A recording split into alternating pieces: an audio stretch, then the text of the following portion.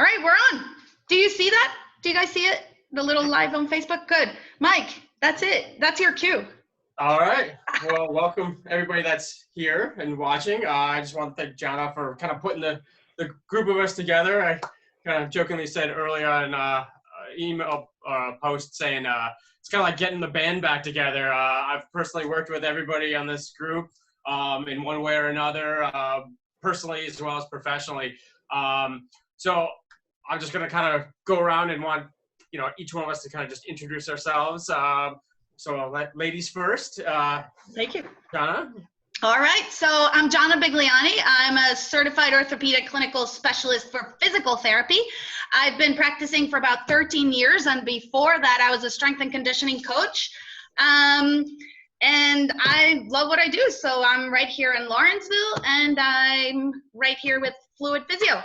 So, thank you. Oh, I love rowing. Rowing is my thing. I did a little triathlon, mostly sprinting. And that's where I got my feet wet and I really liked it. But it's a little bit too much training for family life and running a business right now. So I'm excited to hear how everybody is doing. Thanks. So Peter, you want to jump in next here? All right. Hi, everybody. Pete Wenger, Prince of Sports and Family Medicine. I'm a non-operative sports injury specialist. I take care of a lot of teams on a regular basis, and now I've become a part-time coronavirus expert. We are working to develop plans for local high schools, colleges, and all the way up to national championship teams for U.S. rowing. So hopefully I'll be able to lend some of my expertise, not just in the usual biomechanics, weaks, glutes, and butts and scaps, but actually some more medical stuff this time. So nice to see y'all. And Chris, if you want to hop in here. Sure. Hello, my name is Chris Draper. I'm the owner of Draper Training and Nutrition. I've been working with amateur to professional level athletes for about 20 years now in the endurance field. We focus on training and nutrition. I'm a registered licensed dietitian as well as a certified strength conditioning specialist, USA Triathlon certified race director. We have open water swim venue here in New Jersey, as well as master swimming and open water swimming. Currently, we're working at a limited capacity, but we're doing everything virtually. Pleasure to meet y'all. All right, and I'm Dr. Mike Buchachin. I work with Advanced Sports Chiropractic. We have an office in Doylestown and Washington Crossing. We kind of work on that sports end as well as general population. We do a lot of soft tissue manual things. I've been in practice for 16 years. Our practice is 4 docs full of athletes. We've all either had a triathlon, running, baseball background to us. So and personally, I got on the triathlon about 5 years ago, and I've, as I said, kind of used everybody on this panel personally. Dr. Wenger's had watched me almost cry and pass out several times with sticking cortisone into my shoulder. Jenna's helped keep my shoulder, healthy in practice, but also to be able to swim for triathlon. And 2 seasons ago, I coached with Chris, and he got me through my first half Ironman and got me in the best shape of my life. So hence the hat. This is literally my team that I go to and I refer to for my patients. So I just wanted to jump into kind of our first question. With this season, especially for triathlon and running, how everything has gone virtual, venues are not happening anymore. And there are lots of options for virtual things and doing things on your own. Some of the, just kind of looking at what are the ways to do this in a safe manner, out there as far as doing it from your home or going to locations, things like that. Figured, like Chris being, kind of the coach and race director, jump in on that one first and kind of what your experience has been so far this season. Sure, Mike, thank you.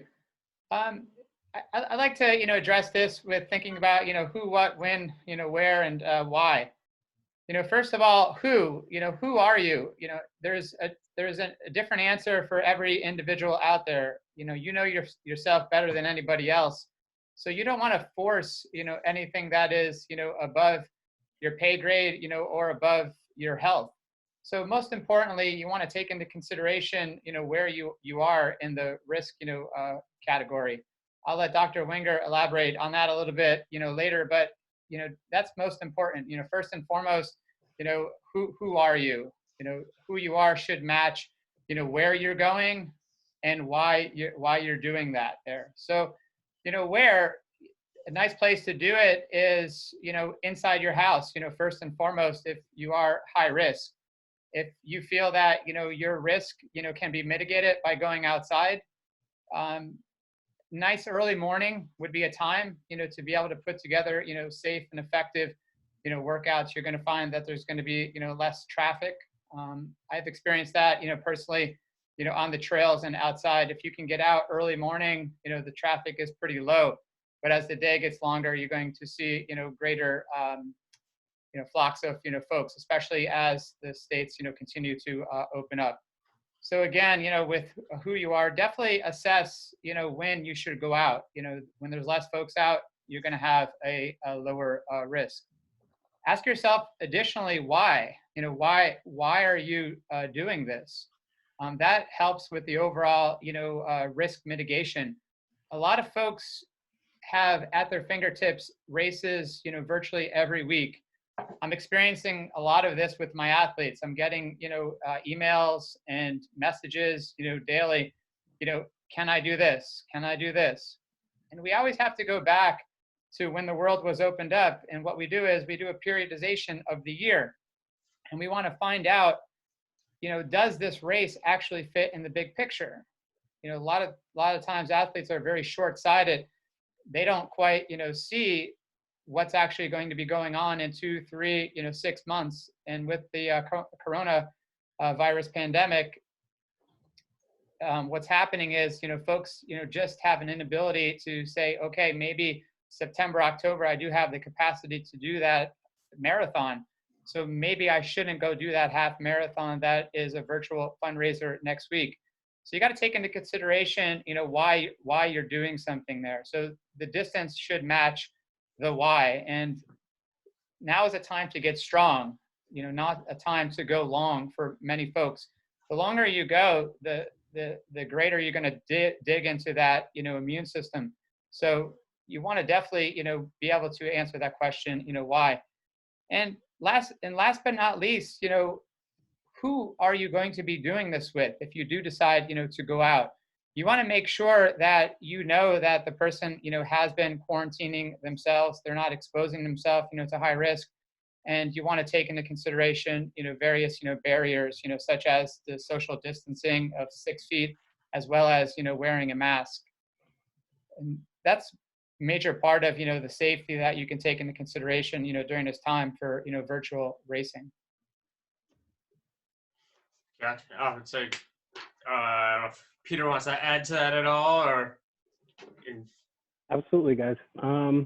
So this is a really important question, and we're getting asked at it at all levels. In New Jersey yesterday, our shelter in place was lifted.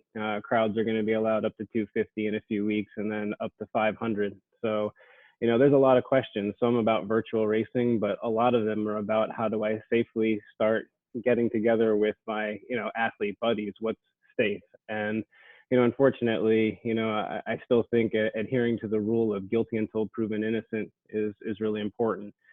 For any time that you can possibly be masked, be masked.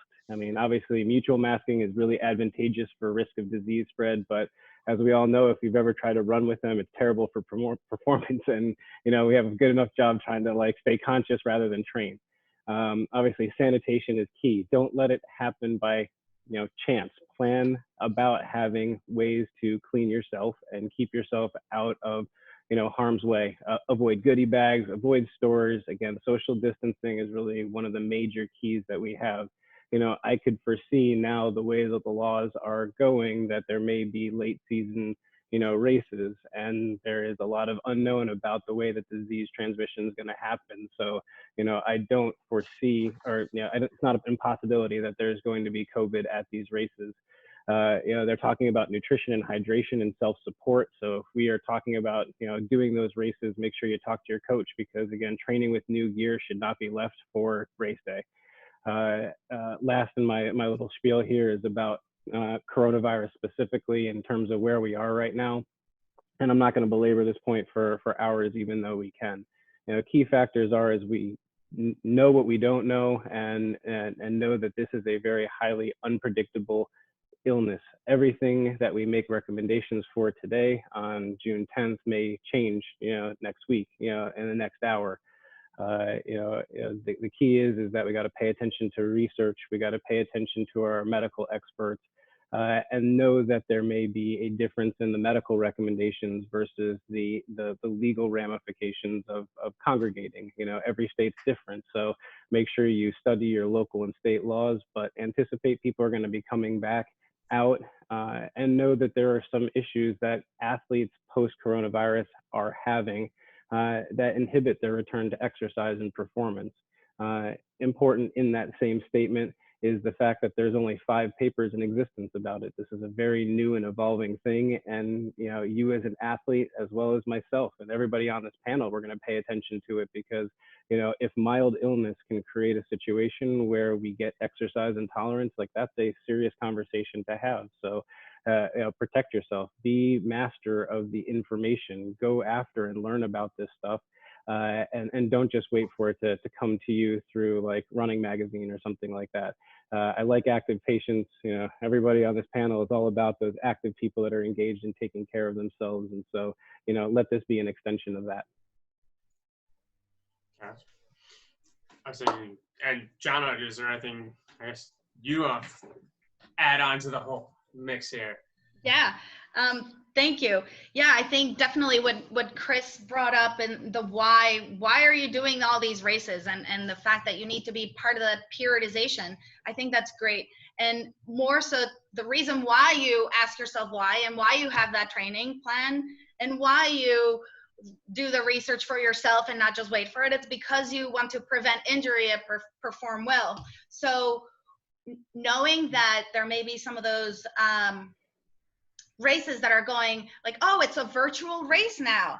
Now you have to think about, now I have to think about what is the race course that I have to make up, because I'm certainly not going to a race course. So what trail am I going to pick? What road am I going to pick? It's not necessarily ideal, like say, because you chose one that happened to have a lot of incline or a little bit of a grade. And so looking at injury prevention and planning where you're going to do the virtual run to make sure that it's a good course, number one. And then nutrition, certainly taking it with you, because you're not going to have the different little places for you to do it at. And so with regards to the coronavirus, and if some people have had the virus, have had people that are recovering from having been ill, some people don't, we're all different, and because this virus expresses itself differently in everyone, some people can recover right back and have had very few symptoms. Other people who were very ill, that hospitalized, and really it's been 2 months and they're still feeling the cardiovascular effects of it, might need to take it a little bit easier. So really listen to your body. Don't ignore little things. If you've gone for one of your runs or one of your trainings, and something doesn't feel quite right, definitely ask an expert. I think that all of us, keep our ears open for anyone to just ask, post it on other groups, and all of us are sort of in different groups, and try to find an answer, but listen to your body is my biggest thing too for that injury prevention.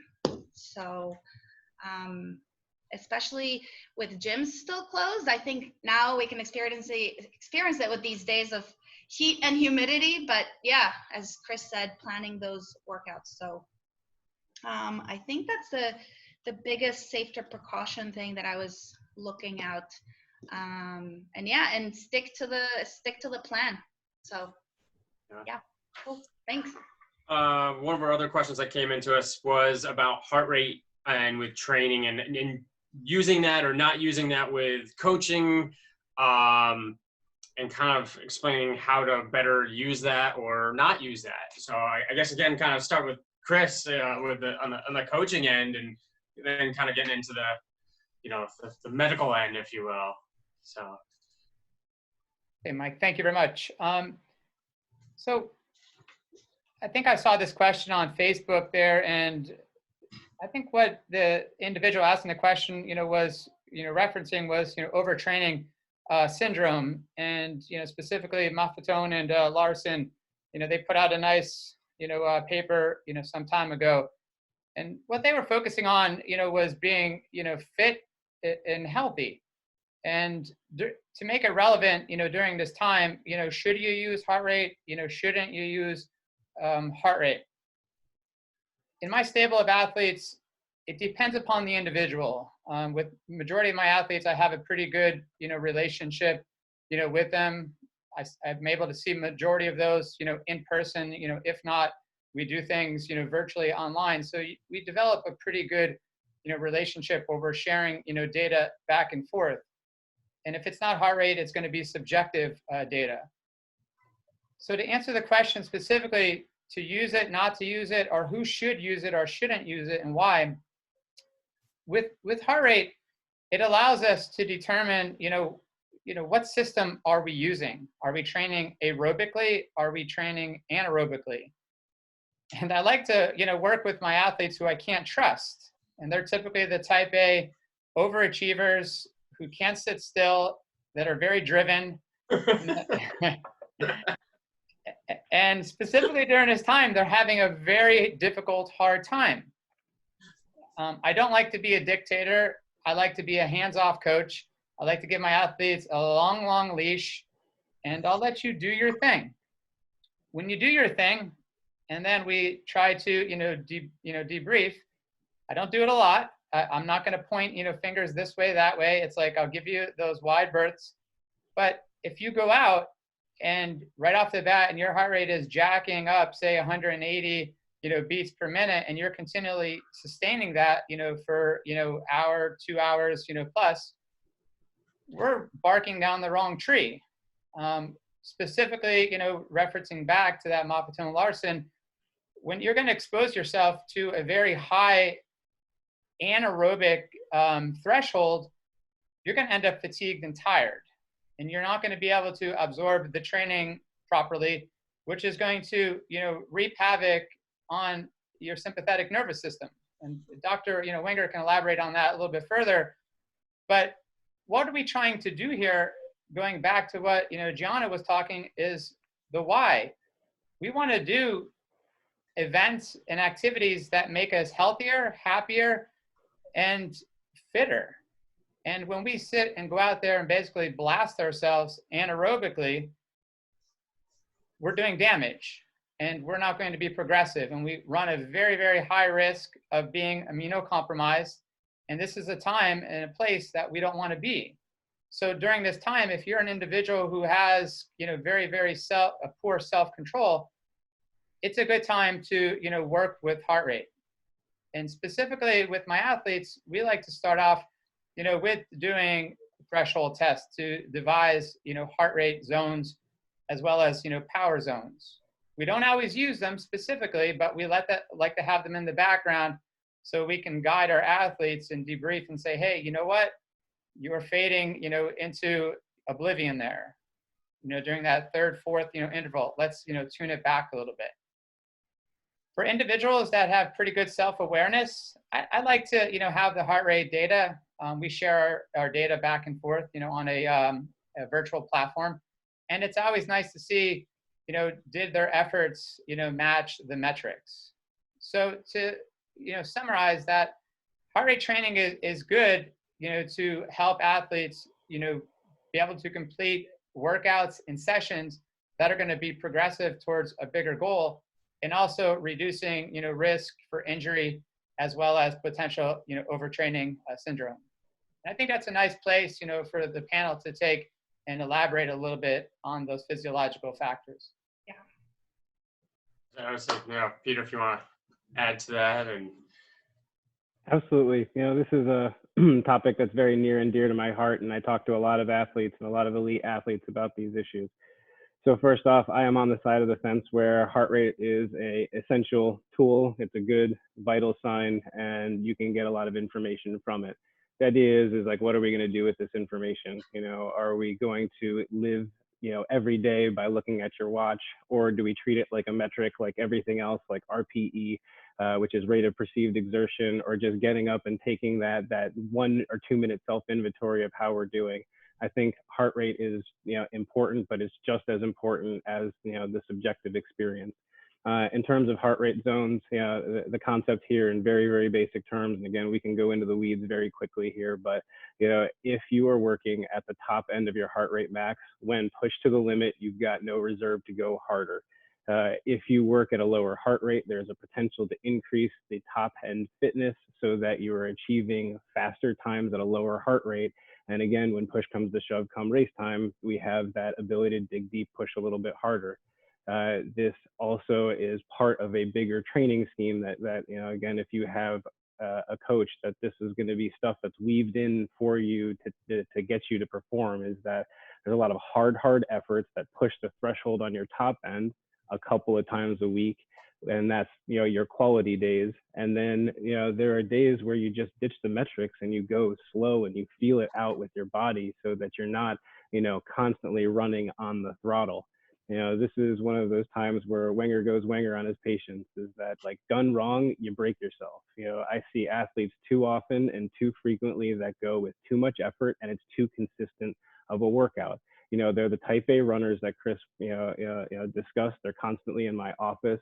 And the reality is that this is a personality issue much more so than, you know, a program issue. Is you won't accept a low heart rate zone as an acceptable workout.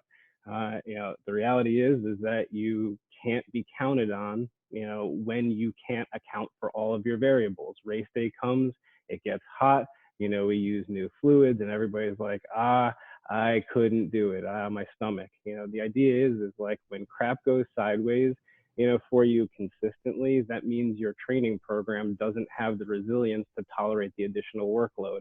And people that don't allow themselves to train in the lower zones don't gain that back end of the season effort so that they can achieve during those more metabolically taxing times.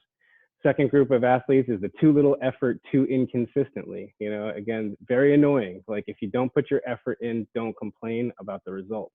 You know, if you put the time in and you get suboptimal results, then again, you develop a team to really identify what are the underpinning issues. But, you know, again, even if you were an amazing athlete, don't expect that sport owes you anything. Is put in the efforts, get up every day and do the work. Third group of athletes is the too little effort too consistently, that go too easy on the hard days. And again, I think a lot of us smile at that because, you know, our heart rates go to our coaches. They know that, you know, again, instead of 180, you were 170. And you know that it takes that much more dedication to push through those variables. Again, make sure if your coach gives you hard efforts, go hard. And if it's an easy effort, go easy. And then the last group of athletes are the ones that have too much effort too infrequently. They're the ones that don't do any of the weekday workouts. They don't spend the time doing the rehab and lifting and all the other details. And they're ones that want to go out and crush a marathon every weekend. And, you know, again, just sets you up for ways to come and hang out with me. And so I will leave it there. I was like, John, do you add to that? That was pretty good there.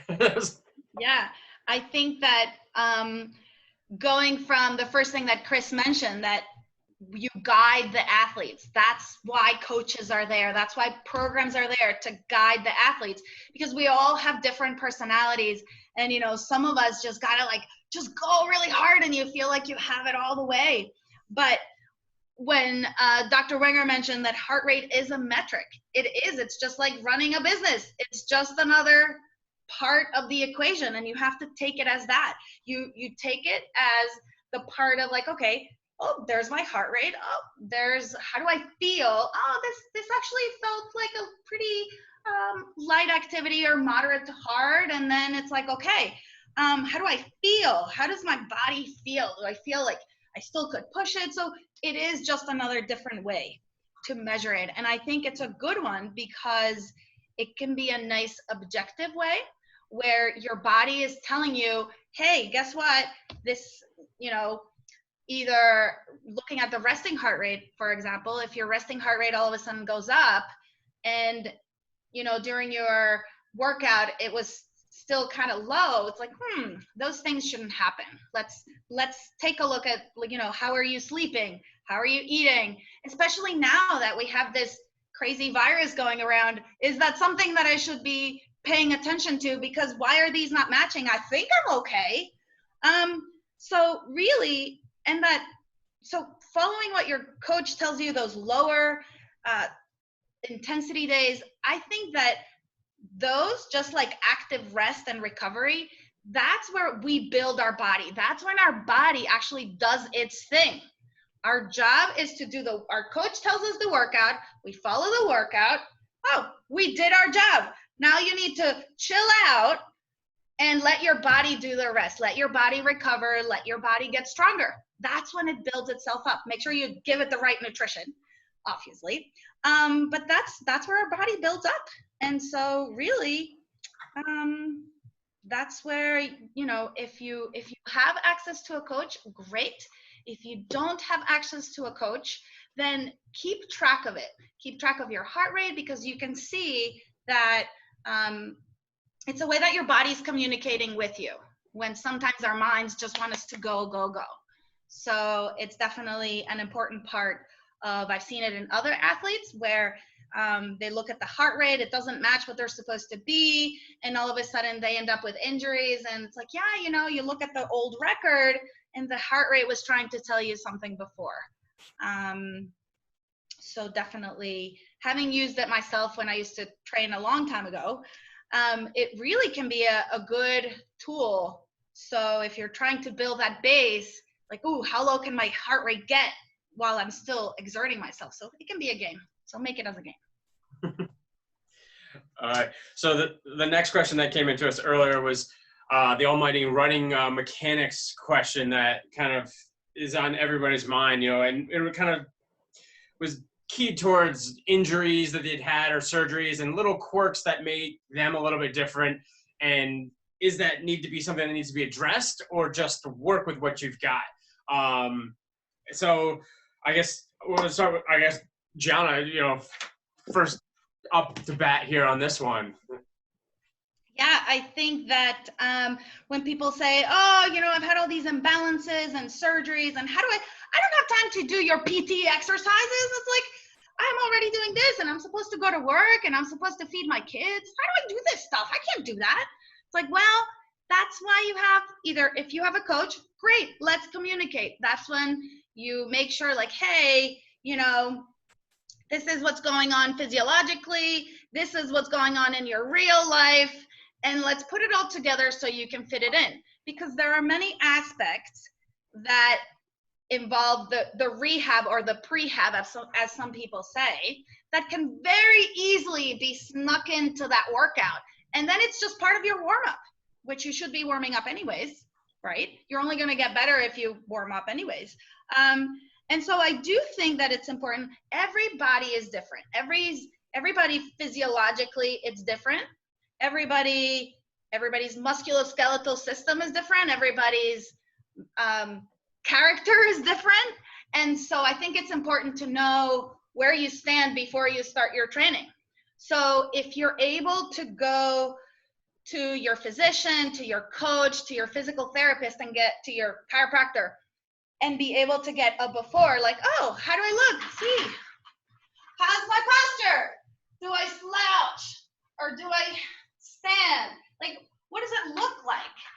Oh, by the way, yeah, ooh, your spine's kind of stiff. Did you know that you always push off more on the one side? Those are some of the things that you can very easily add to your workout to be part of your daily routine and not make it seem so overwhelming. Because I've had many athletes that just like, there's too much, I can't do this. And then they end up seeing me because they're actually injured. So it's important to have great communication, because if they get injured, if they see Dr. Wenger and like, yep, that's the injury, then it's like, okay, let's rehab it, make sure it doesn't happen, but then go back to Chris and say, hey, Chris, here's what's going on. Here's what I recommend to add, or like, ooh, those bridges, maybe they can do it this way because they're better to do it that way. So I think this is the power of the team and the power to use use the people that you have. You know, we're a community, and really we can all talk to each other. I think it's important to have people that you trust that talk to each other to only make each person better.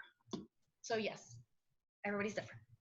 I know I when I go out running around other people, I'm always watching other people's gaits and like, oh, I can tell people, like I know so-and-so's gait, you know, just from behind. I'm like, oh, that's, you know, whoever, and that one. So there's, you know, that spectrum of movement out there. But I know I've been on Chris's treadmill and he videoed me and kind of picked apart little things. But I guess, you know, to add your perspective, you know, on the coaching end and little things you can tweak there, Chris, you know, what you can add to that. I want to just, I don't want to get too in depth here, because what's happening here is we take this for granted, what's going on now. A lot of people out there don't understand this. What I'm gonna, excuse me, I'm knocking stuff over here. What I'm gonna elaborate on is the power of it, the power of a team. Long time ago, before I got into the endurance coaching world, I was on my, path to be a physician. So I was in the hospital, and, we had departments and we had teams and we had consults and we had referrals. When we get out here to the private sector, there's a lot of islands, and there's a lot of folks out there, is a, one size, fits all, or they know everything. One fantastic thing that I see, happening, here, if I don't know something, or if I have an athlete that has, contacted me to start training, I like to, refer him, to Dr. Wenger, for a workup, prior to starting. And this happened, many years ago, where I, met, Dr. Wenger upon, he, taking over Dr. Lewandowski's practice, and we chatted in depthly, about how he was working with, local teams and, local athletes and USA Rowing, and what an impact he was making. And I said to myself, I was like, wow, this would be fabulous if I can keep my athletes, healthier, happier, and ascertaining, goals. It's a win-win situation. So it's not about, giving a running program or, ripping apart somebody's, biomechanics, as opposed to having that communication with the athlete and their health professionals. I have a lot of athletes who see health professionals, of which I have no communication. Physicians and other professionals are very busy. But what I see, here, from the folks on this panel, I'll get a summary of what happens, in that consult, and I can make that immediate, update in, somebody's program. So something that I think that needs to change, across the boards in, triathlon coaching, endurance coaching, running, you name it, is an open source of communication between, coaches, chiropractors, physicians, because you can set up a strong, safe, effective season by an initial consultation. The most important thing you can do for an athlete is start them off, no pun intended, on the right foot. And that's doing that biomechanical assessment or that gait analysis. And I get folks coming from, Dr. Wenger, or I get them, coming to me first. And it all depends upon if somebody's injured or if somebody's, starting off and they need, to see, that physician.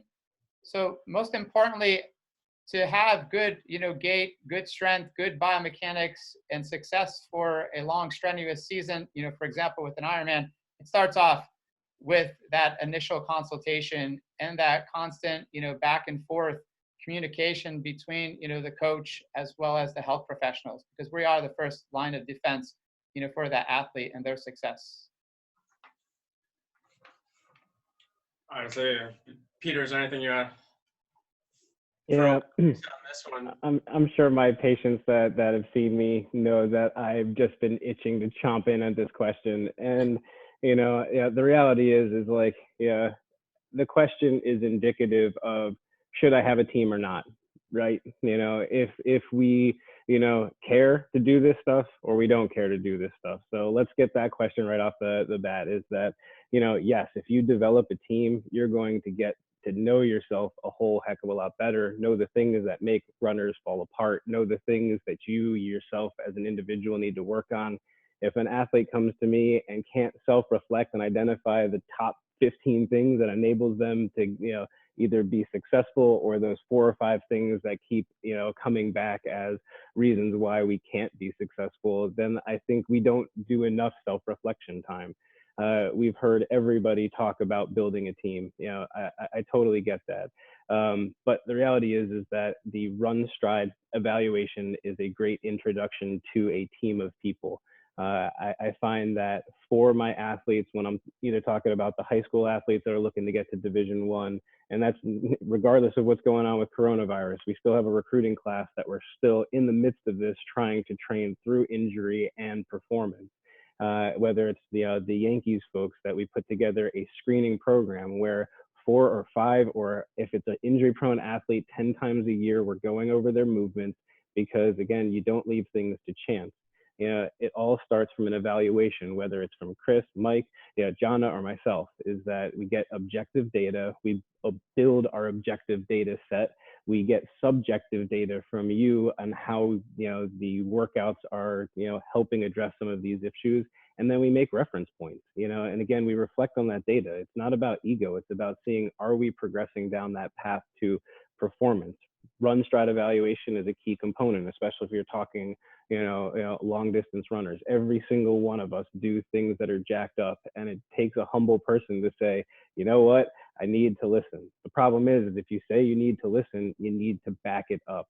Again, no excuses. You chose this, you chose that race, you chose the training program, and you chose the efforts to, put forth. Again, you got to be accountable to a manageable program. And how do you have a manageable program? Is that you ask the questions. You say, it's not, I don't have enough time to do this. How do we, streamline this process? Again, we are all willing to work. We just have to know your side of things. Don't just look at things and say, I can't get this done, and then just let, Training Peaks hit a bunch of red flags. The idea is we care about that stuff. We watch that stuff very closely, and we want to make sure that, again, the reasons why you are interacting with us are for performance. And if we are not gaining that way, again, we don't feel like it's an insult to us. It just means that we have to be thinking more critically about what's going on. And again, things like Run Stride evaluations are a very helpful way to integrate. But just know, you come to see me with an evaluation and a goal, you may very well end up seeing someone like Gianna or Mike, or go to Chris to have the Stride evaluation, because I think it's, again, a piece of information just as useful for heart rate. Gotcha. Yes, we've all seen that person running, and you're like, oh, they're gonna end up in my office next week. You're just looking at it, and you're like, oh my god, how are they faster than me? You're like, that's always the killer. How are they running that fast and look like that? Like more painful to look at than to they actually feel. That's fun. So one of the other questions that came in was kind of on the coaching end. How do we, coaches obviously can give us our workouts for swim, bike, and run, but how do you have that time or add in for strength training? Obviously we kind of talked about all these things in ways of, if it's rehabbing or warm-ups and things, how do we work that into that already schedule of 3 events? And so I guess I'd say start with Chris there as a coach. How do you work in strength training into this? Yeah, that's a good question, and it's a question that I get quite often. And as I always like to say, it starts in the beginning, and it's sitting down and communicating with the athlete, going back and forth, and finding out what is realistic, on a daily basis. How many hours do they have to train? And as the months progress, and potentially if they're doing, for example, a half Ironman or an Ironman, what is that allotment of time for sports specificity going to include? Now, in an ideal world, if one, can, contact, the health professional or the coach a year in advance before thinking about doing an ultra endurance event, it's a nice place to start. That's ideal. And that's where we can, focus, specifically on maturing, the strength, the musculature, and any potential, imbalances. But as most individuals, do, they're very busy and they come, last minute, being maybe, hey, maybe it's 16, maybe it's 20, maybe it's a godsend, 28 weeks out, prior to, for example, an Ironman. Well, it's that time in the beginning that we can, focus specifically on working on those potential, imbalances and those weaknesses that are going to lead, to overuse and, potential, training injuries. As the program, progresses and there's less time, available for, strength and conditioning, it's almost like a time bomb, waiting to happen if they weren't, addressed. So to answer the question, prehab is most important, here. It's preparing to train before the actual training. But if you have, all the time in the world and, we can, balance your day, maybe early AM, afternoon or evening, workouts, it's not uncommon, to have, my athletes, do some strength, conditioning, prior or after a specific, session, depending upon, who the athlete is and, where they are in their training. But going back to the run stride evaluation, the same thing here. It's preparing. Preparation, is the key, and having realistic expectations, of time and the capacity of what your body, can do with the biomechanics that you currently have. Okay. So Jana, any other words of wisdom there and that?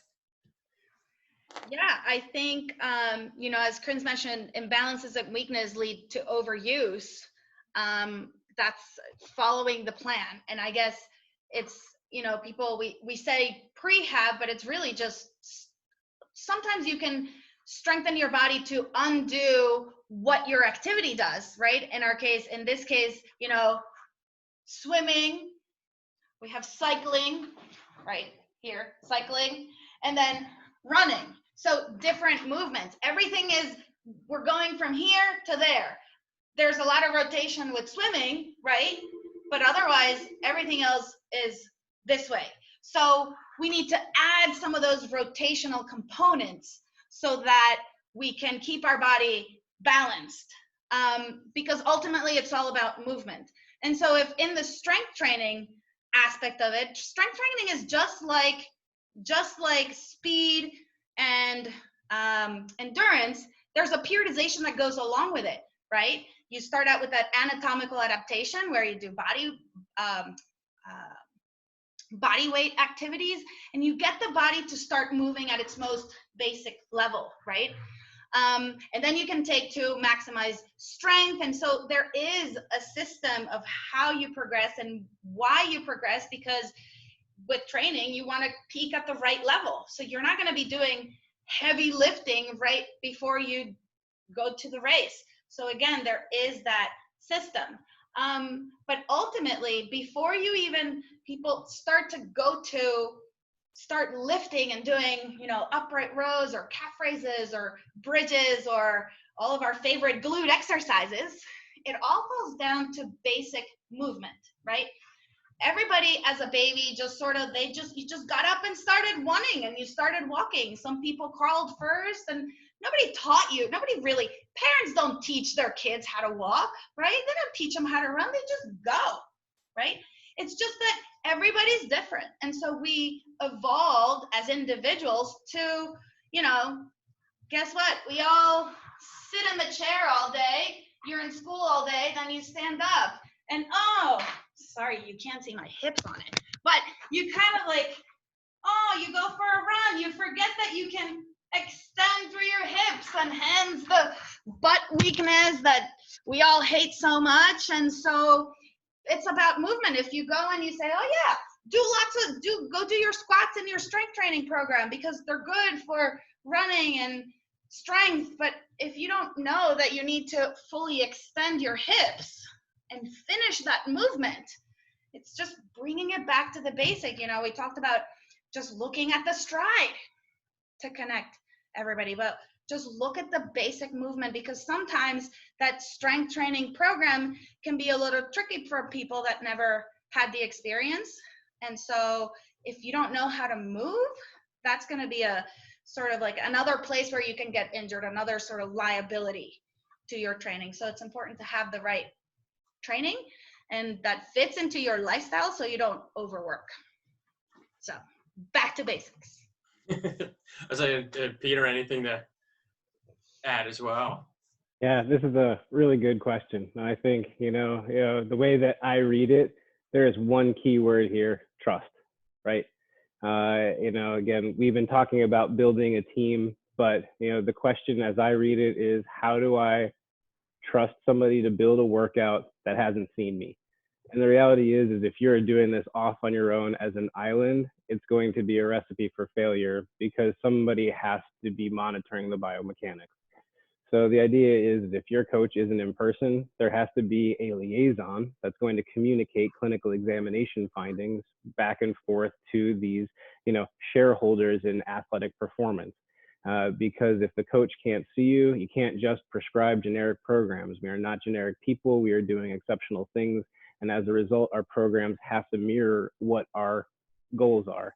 This question in my, response is going to be more of an edification of the coach-athlete relationship. It's like, I am unabashed when I say Chris has been my coach and been through thick and thin over the last, 5 years. Again, he's more of a priest than most priests are. So again, they're willing to hear and listen. I know that we as doctors and professionals and physical therapists and chiropractors have a lot to add here in this. Your number one phone call always will be your coach, and not to break HIPAA, but, I'm going to share a little vignette about Chris.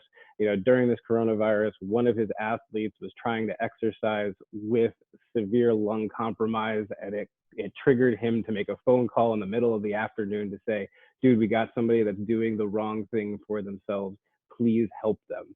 And that's the kind of relationship that you need to have with your coach, no matter who it is. And again, I work with coaches all over the country. There are a lot of places and a lot of people, even internationally, that are seeing athletes. The key is that they have access to a lot of very important metrics that they can manage your program from afar, but they don't have the luxury of seeing you in person. And so someone's going to have to steward that part of the responsibility.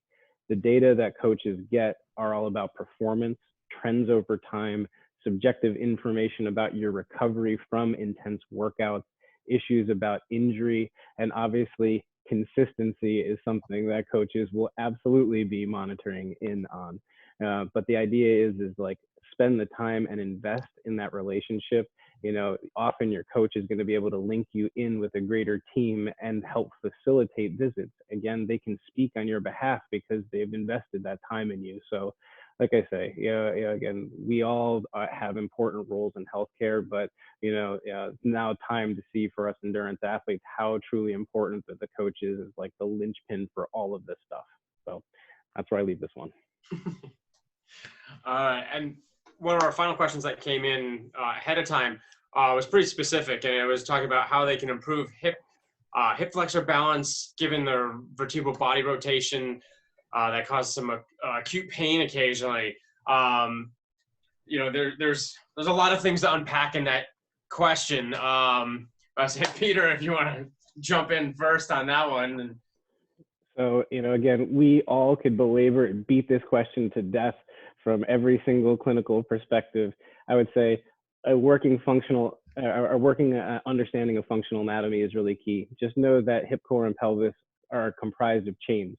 One in the front called the anterior, one in the back called the posterior. The medial and pelvic act like a sling, and then the lateral chain, which is the combination of other muscles repurposed for lateral stability. Also know that whenever you talk about a structural issue, it's not just the joint or the area that's the problem, it's the compensatory cascade of muscular dysfunction that we can chase throughout the body. Whether you're having foot pain, it doesn't matter. You need someone to look at your knees and your hips and your shoulders and your scapula and your posture and every other thing that we are going to utilize in the positions of function in our sport. So the idea is it takes time to look at each of these things. We make you do all sorts of dynamic nonsense, like people, go through like a roller coaster ride in the office with me, going through squats and lunges and pivots and movement, because again, there's stuff that we see on table, there's stuff that we see during stationary, isometrics, and then there's stuff when you start, just letting it out and moving as fast as you possibly can. And all of that is important for us to identify. John is going to do her treatments there, and absolutely build that that kinetic chain. Mike's going to do the realignments, and then Chris is going to take that foundation of an athlete, and then through his clinical assessment, put that in the context of your run stride examination. And every party here is looking at the same problem from the exact same way. It's just our solutions to it, are going to be through our training, and all of them are super, super important. And again, certain times, certain issues are going to take a certain preference, but the idea is we hash that out. And like every single time, every one of us sees a patient, we're always behind the scenes chit-chatting back and forth. We worry about the intricacies of the anatomy and the clinical examination so that you guys don't get overwhelmed in the language. Again, yeah, I just say get evaluated. If you have questions like that, that's a very, very good running question. And I countered that with, yeah, I'm really interested in finding out why too. Yeah. I say, John, you want to add anything as well? Sure. I think that, I have a feeling that sometimes, as Peter mentioned, like all that detail of anatomy that we can go on for a while, it's like, well, how do you know that it's really your vertebral body rotation? Can you feel your vertebrae rotating like loosely? Like, I don't know, maybe some people will say, yes, oh, this feels so imbalanced when I lift my knee. And at the same time, it's movement patterns, right? We can assess what the spine looks like. Mike, you can assess how it looks like on that image in the radiograph, in the x-ray film. But ultimately, that muscular dysfunction, or those muscular imbalances that we are supposed to be training for, are seen in our movement patterns, right? Are seen in how, I'm very visual. So I do a lot of movement assessments. So I'm going to back up and show you guys that it's just initiating, right? We talked about that squat and kind of staying here, but how do you initiate the movement? Do you initiate your standing up from like sitting with your body? Do you initiating by doing something funky like that? And it's going to those basics of looking at those movement patterns. Because if you have, is it the hip flexor balance because your hip flexors are tight? So hip flexors coming in from the hip, going deep and actually attaching to your spine. Well, you sit all day because you're in school or because you're in a desk. And are they tight? And so are they tight? Or is it also then your deep core stabilizers that then just got lazy and became weak because they had those tight hip flexors working on it? And then, there's your weak glutes. So how is it the rotation? And then my next question is like, well, if it causes pain occasionally, this doesn't sound like this is just like a random, oh, my back hurts. Oh, right. This is a pattern. And so it's that dysfunctional pattern. And so in my case, instead of looking at it microscopically, is it the facet joints? Is it the nerve impingement at the peripheral nerve impingement or central nerve impingement? It's more looking at the big picture, right? It's more looking at how the body moves and where could some of those problems be. Not so much, yes, we address the anatomy. Yeah, of course, your hip flexors are short, your glutes are weak. Whoa, imagine that, just like everyone else. But it's looking at the big picture. So that's my take on it. Gotcha.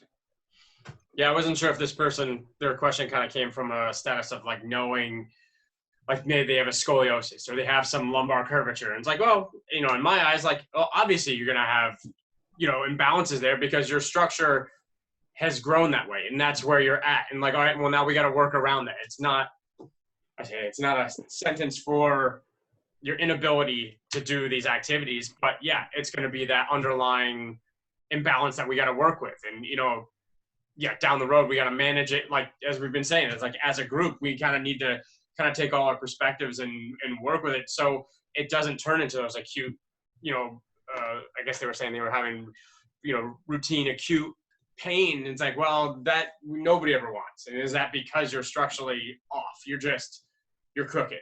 But why? Is it because of a structural issue there that's leading to the muscular ends, or is it something else? So yeah, there's a lot to look at on that one. I wasn't sure if were there any other questions that have come in so far, or I guess, or Chris, if you want to add to that one too. We kind of sorry I jumped there. No, that's perfectly fine. I think the panel had addressed everything perfectly. Just from an outside, I always like to put myself in the person's shoes, or Joe Public's shoes. And just one comment I would like to make is typically with WebMD and social media, everybody has become their own health professional, and it's a slippery slope. I find I like to read some foreign forums to see what's going on out there, and it's become very, very chic, if you will, to post a question out there on a forum, and then they might get, it's amazing, I see get 60, 80, 100 responses, and everybody's a professional with anecdotal responses. So I think, I'm not quite sure, but somebody puts a question out there and they're looking for exact exercises, stretches that can be done, and maybe from the panel it could be frustrating to the individual that they're not hearing or seeing that exact. Well, now what you're seeing here is you're seeing a professional approach to managing an athlete or a patient, and what has to be done is the person needs to be assessed first before actually putting the cart in front of the horse. And that's what you'll see when you ask the appropriate questions to the right individual, versus throwing it out there to individuals that will give you 60 to 80 different answers that will make it even more confusing for you. And you'll go through each one of them sometimes and try each of those, and then ultimately maybe hurting yourself further before actually contacting a health professional. Absolutely. Yeah. I'm shocked at some of the questions people ask in the just like Facebook forum, like, how do I fix my plantar fasciitis? And I'm like, oh no, here comes the list of terrible things, like, oh, have surgery. Like I get blown away at those answers, and so I just try to ignore it. I'm like, you're asking people that have never met you for answers, and yeah, it's not good medicine. Did any other questions come through? I haven't seen anything pop up on my end. No, I don't think so. No, right? Nothing? I would say I'd open up to anybody that's in the Facebook world out there, or Zoom world, if they had any specific questions they wanted to ask anybody. We are on a little bit of a delay, so if anybody does want to ask some questions while we sort of get to that, I want to thank you guys for coming together with this crazy idea that I put together on this, crazy time.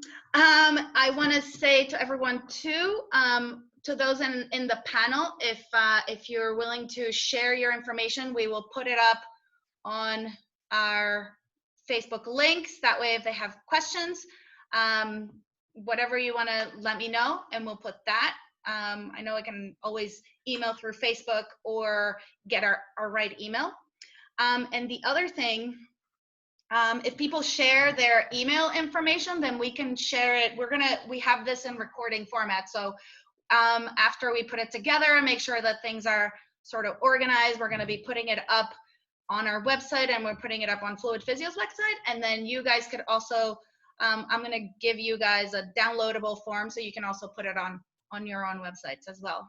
And lastly, I wanted to mention that this panel discussion has been kind of neat to have all these people come together. So we have another one in 2 weeks. It's going to be on Monday, June 29th. It's going to be all about movement.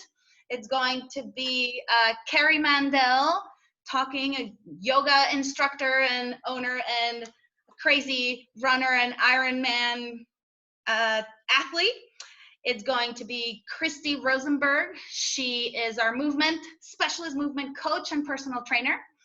And also Dr. Anna Brasilovic. She does the dance medicine at Princeton Spine and Joint. So we're going to talk all about movement, yoga, gymnastics, and addressing it in that way. And we have another one coming up in July, which is going to be more about the mind. We have a psychiatric nurse practitioner talking all about the mind. We have a running coach, someone we all know, and someone else that I haven't asked, so I'm not going to tell. But this will be more directed at running, injuries, and how do we deal with the mental and emotional aspect of training. So those are it. So any other questions that we know of, Amber? I don't think, no, I'm not seeing this. Cool. All right. I think we're good. We didn't have anything else, but if you did, if anyone else does have questions, they can always reach us. So thank you for putting this out. Thanks for Joining putting it together. Anything else from anyone out there? Chris, Yes, if you guys get any issues, we've been open from, this entire thing. So just know that, a lot of doctors' offices are just starting to figure out their new policies and protocols. A lot of the people here on this panel have already troubleshot a lot of those opening strategy issues. So, again, we take your safety and health to the most important part, and we want to see you and get you evaluated and continuing on this pathway to performance and progression. As always, here to help, no pressure. And if you haven't gotten started, just take those first steps, get yourself moving. I'm excited just to get back. Our office was closed for a little bit, and we're getting our doors are slowly starting to open the last couple of weeks. So I'm really excited to actually be back in the office next week. I'll be back in the office, so our office will start building back up and getting things rolling again. So cool. I'm excited. Awesome. Well, thanks everybody. Remember that we're all here. We're people. You can call us, email. You can touch us, because Dr. Google is not going to do that, and Dr. Google won't give you the answer like the experts over here can. So thanks everybody. Thank you. See you around. Bye. All right, we're off.